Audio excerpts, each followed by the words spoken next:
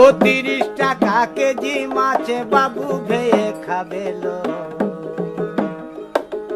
জল দিয়ে বেশি করিস না, 8টা বাজে দেরি করিস না,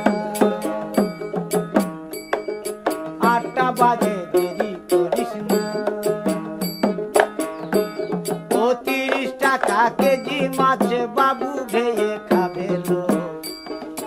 জল দিয়ে বেশি করিস না, 8টা বাজে দেরি করিস না।